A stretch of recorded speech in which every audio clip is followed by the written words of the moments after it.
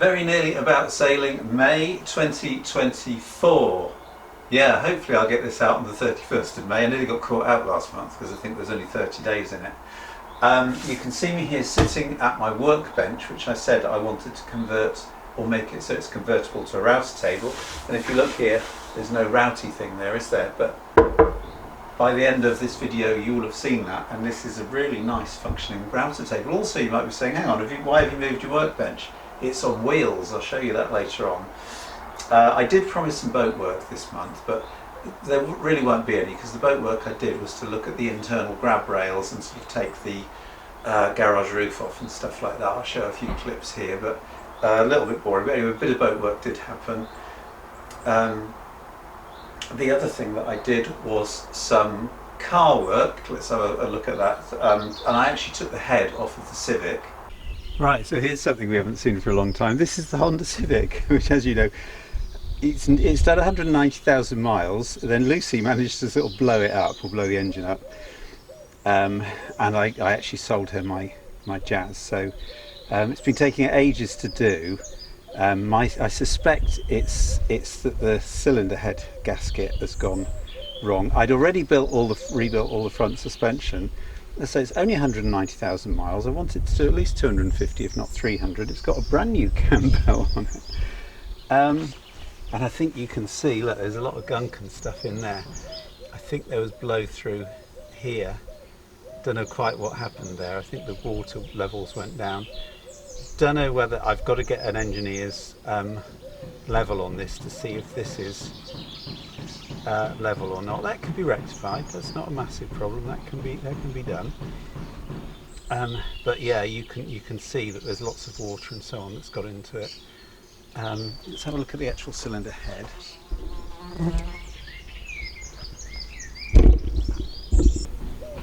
Right, so this is the cylinder head. This is the side that was bad, where all the gunk was, and that's the gasket. It's one of these 3-layered, what they call it, multi-layered steel ones, and I don't really know about these, but you can see there's sort of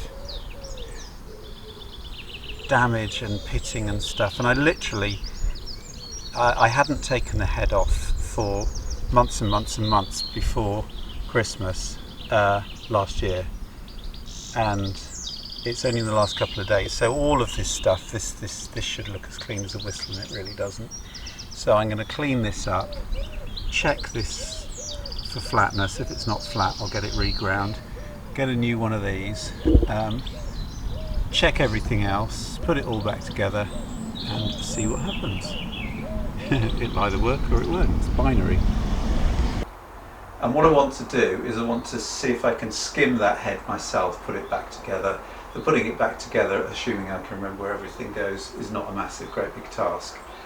But that's just a fun project. And also I kind of wanted to, anyway, forget about that. And there's a motorbike project coming up. But what this video is going to be about is making a thing, which is, I'm making a double bass stand, which is something that I wanted to make.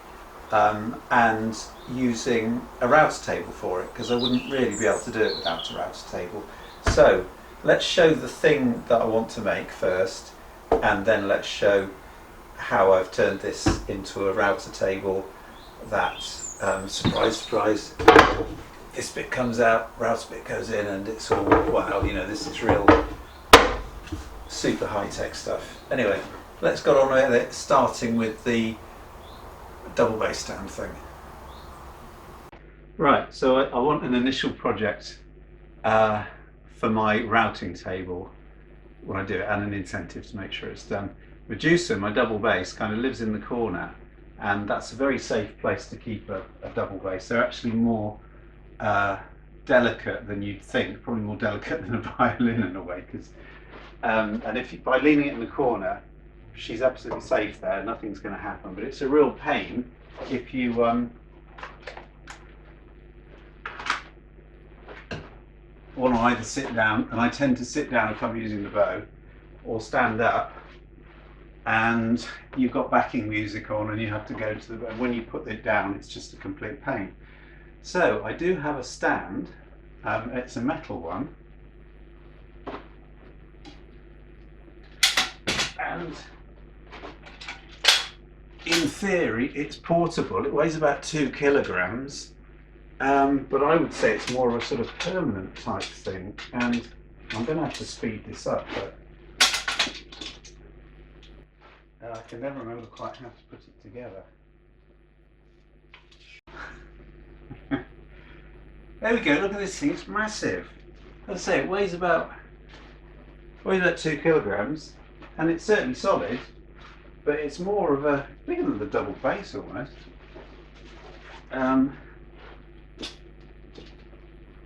There is a different type you can get which looks more like this, and they range from sort of under £100 to about sort of £400 for the really smart ones.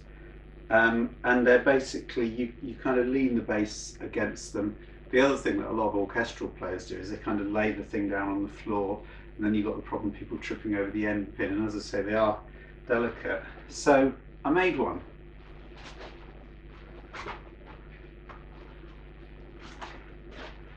Weighs about 1 kilogram.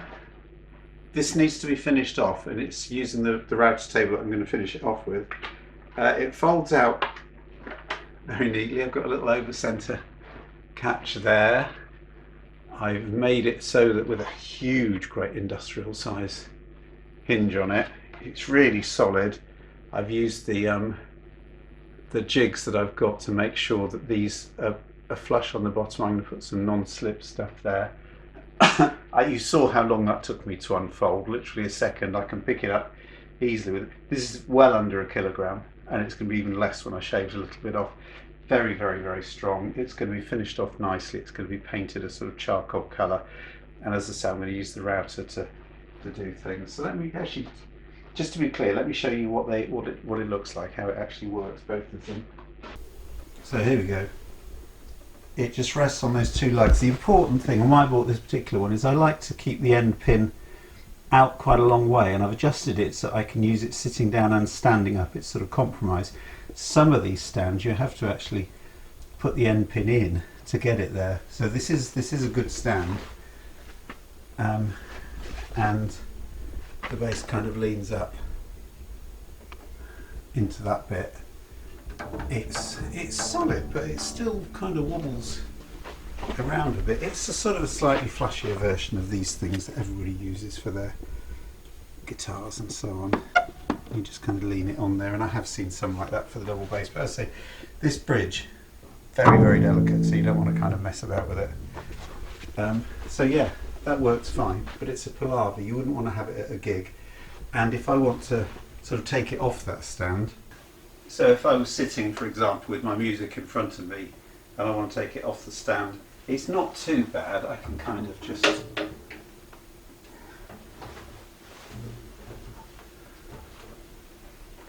take this off and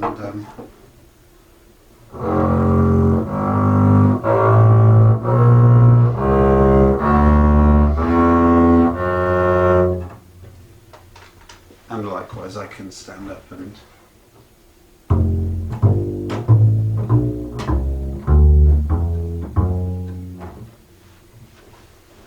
I just lift it up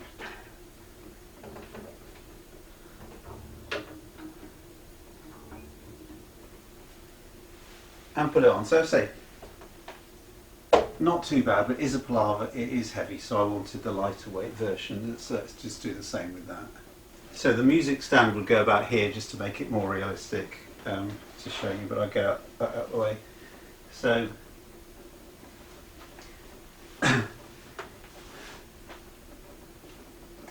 the double bass leans against that, and if I'm in the middle of practice, or if I do my 20 minutes practice, have a rest, another 20 minutes, or if you're actually playing live, or if I'm doing a sort of live stream, because I sometimes do these live performances in a music group that I'm involved in, it's ever so slightly simpler because I do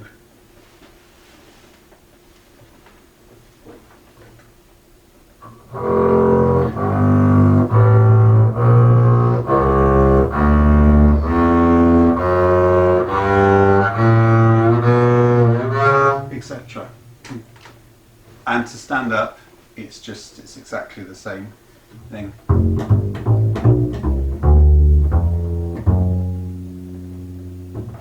And when I've finished,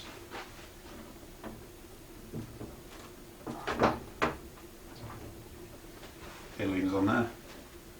Let's have a quick look at it, because I'm very pleased with the design. And yes, I did design it. So there we go, it's as simple as that. So this is kind of like a little cradle thing. There's going to be felt on it, and I'm going to round this over to match the roundness of that. It is pretty solid. It's at least as solid as the other one.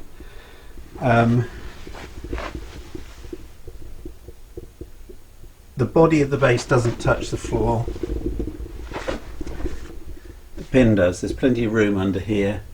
There's a nice gap there. That's why I've kind of offset this leg here. The weight is mainly going down through that leg. I've got an over centre catch there, and as I say, I've got the really strong hinge here, and it all folds into each other. But I just want to round these corners off and so on. And yeah, I think you can see that the weight is kind of pushing downwards. This is a true and tested way of kind of keeping your double bass, and it's really nice and solid, really nice and solid. So I just want it to be a little bit smarter. So if I turn up at the orchestra, I'm not a member of an orchestra by the way, but if I did ever do orchestral playing or in a jazz group or something, people are going to see that, and they're not going to trip over it. And you're not going to have it. You go to any orchestra pit, and you'll see these double basses laying on the floor, and there's always the danger that people will trip over that, knock the bridge over, try and move it. That's pretty solid, but not neat enough. So anyway, onto the router table, and then I'll show you how this works, and let's get a neater one of these, and people will be so jealous of it. Well, not everybody, but anybody with a double bass will be.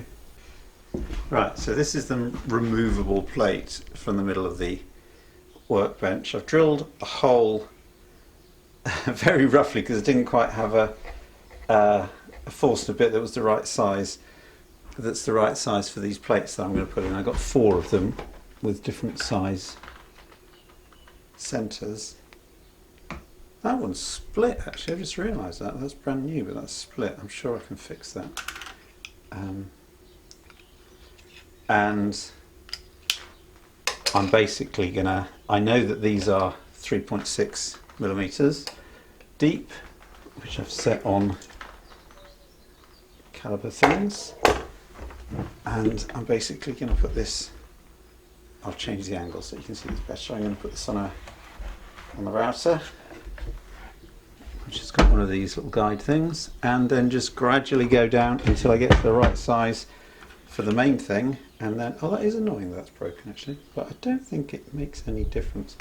Go down 3.6, and then I'm going to do another actual hole in the middle that's as big as the hole in the largest one, and I've got another one of these templates to do that with. All sounds and looks pretty straightforward, no?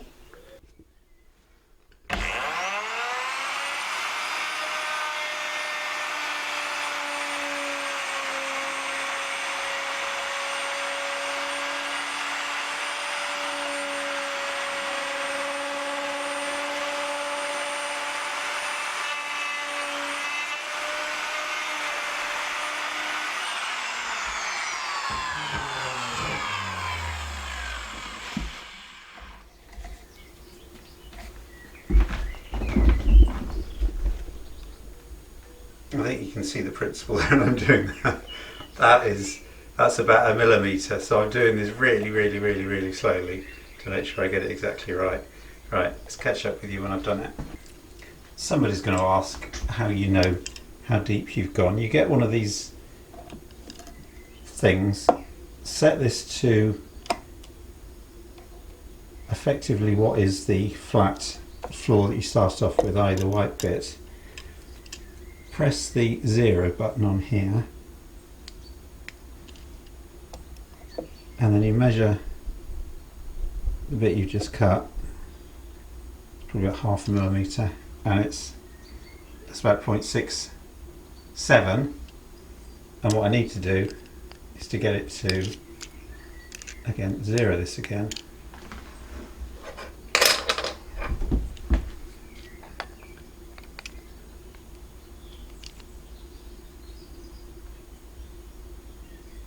To about 3.5, 3.6. Yeah, does that make sense? These zeros functions, I didn't have one of these electronic ones for ages. It's so good, and of course you can immediately switch between inches and millimeters, and I do like using both metric and imperial. So anyway, that's how you do that. Right, as I said, get back to you once I've drilled this down to 3.55. So really straightforward. As you can see, it goes in there. That is a very tight fit, probably a little bit too tight, but I can trim that off, and that is nice and level. And then all I've got to do is obviously cut the other hole out using exactly the same method. And then I'll put a couple of screw holes in there to make sure that's held on. It's nice when something's easy, and I'm glad I thought this out actually when I was first doing the bench. Right, so that's very nice. That's the one. That's the plate with the smallest hole in it. And if I just prise that out, these are very tight. Actually, I'm going to loosen these up a bit because I didn't crack this one, but it is cracked. If I put the one with the biggest hole in it, I very use brass bits that are big. You can see that it fits exactly in there. It's all nicely lined up, ready to put it on the table, get some sort of wind up mechanism working, which is not a priority, build some sort of box around it for some for some dust extraction and so on. It does fit through because I did it, but of course because I'm videoing it, it's not fitting through. It does, honestly, trust me, it does. Would I lie to you on this channel?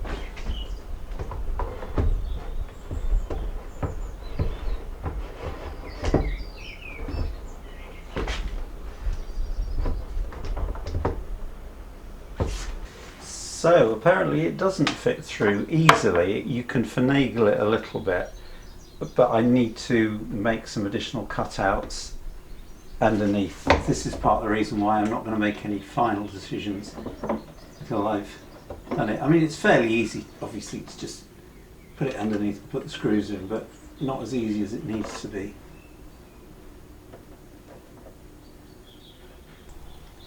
Alright, so this is the same size as the supports for the double bass stand. Rather awkwardly, I've got to reach under.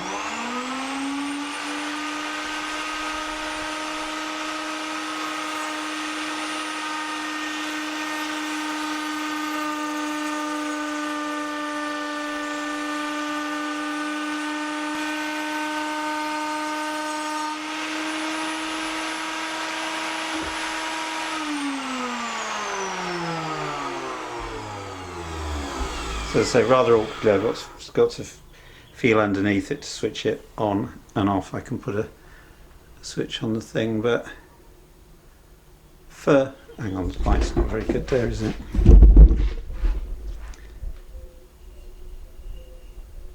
That's okay, that can be smoothed off a little bit, but that was literally child's play. I was doing it very gently. I want to get one of those guide things.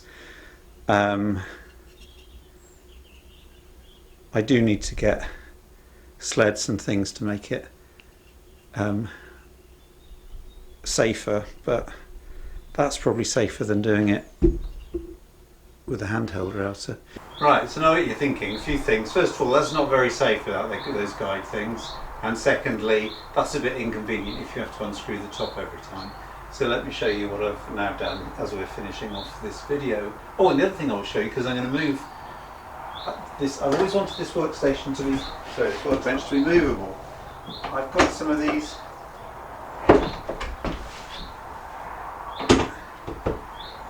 over centre casters, and I can now very easily, very easily, he says doing it not very easily,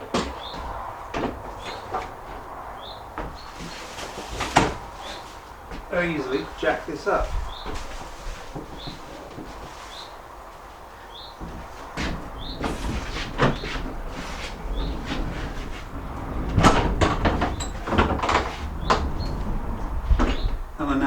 a movable workbench.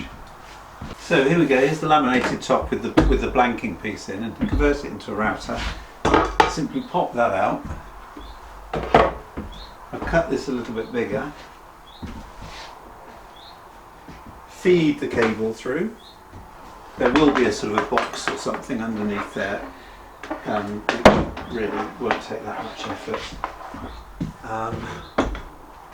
And then you do have to set this up because I haven't got the screwing mechanism on it yet. That will be, I'm going to use this thing here and put a screw up through there. I've seen YouTube videos, it looks fairly straightforward, it looks very straightforward actually.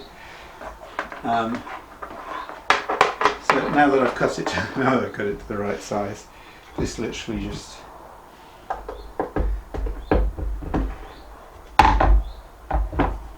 drops in. There's the router table you saw it before. Obviously a little bit dangerous, particularly if you're doing end grain, this could kick away. So what people do is put a guide thing on it, which I will, given that this is G10, really solid fiberglass, I literally just cut a thread. Got a nylon collet washer thing.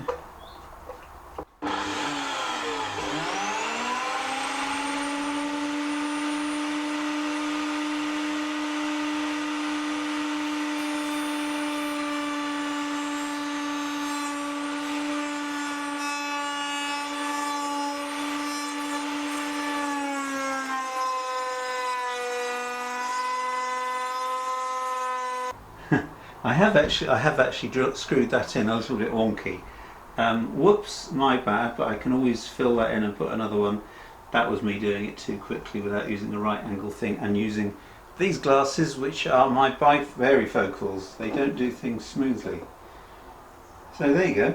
That's that.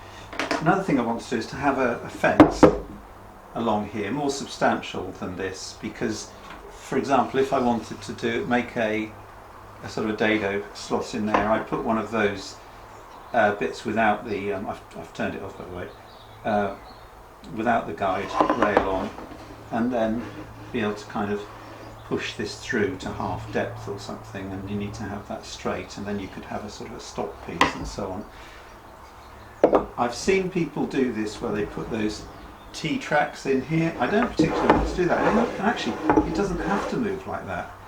As long as you can move it away from this and towards it, you can do all sorts of configurations. So I'll probably just do an L-shaped thing with a hole in it on one side that it can sort of move backwards and forwards, then a hole there, so with that much adjustment, hole there with that much adjustment. And it'll just mean I'm not cluttering this up so much. I don't know if that made any sense, but that's what I'm going to do anyway. Right, let's wrap this video up. So there we are back in flat mode. First thing I did on it was obviously the double base stand, which I showed. I've now painted it. It looks delightful. I've got some rubberized things on the bottom so it won't slide on either wood or carpet. It folds up brilliantly. I've put some rather scruffily. I put some foam on this and then some felt. Upholstery is not one of my skills by a long way, and yeah, very pleased with that. Very, very pleased with that. That will help my practice a lot. But you have to wait for the Christmas special before you hear me on the double bass again. Yeah, need to do the fence, but that's not an absolute priority. The fence I will need definitely when I'm doing the HDPE, because with the HDPE it's quite thick.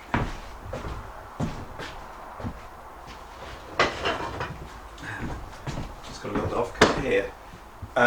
What I need to do is do a sort of a 45-degree chamfer along it, and I was really struggling.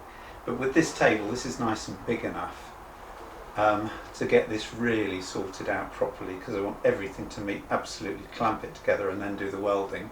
So I know this is taking an inordinate amount of time, but given that this is a holding tank, and you know what goes into holding tanks, and I am going to pressure test it before, I'm just going to be absolutely fine. I'm very happy that I can now wheel this around, very configurable area. So I can use this as a router table here, I can put the trestles up at the end, I can put a piece of wood across there. I've got these things as a trestle. I've got my bandsaw here. It's really beginning to come together. It's taken a year to do it, but do you know what? Who cares? Right, I shall. With that, I shall leave it. I'm really looking forward to getting on with this, but I'm not going to do it until I really have got everything prepared, and I'm not going to put the videos out until I've completely done it. So as you've seen, bit of work being done on the car as well, bit of work being done on the boat to look at the grab rails inside. I'm not going to show you the video I took of that because it's really boring. It's just taking things apart and figuring out where I'm going to attach them. So I did lie a little bit when I said there's going to be some boat work, but anyway, we're well on the way to summer now, so I shall see you next month.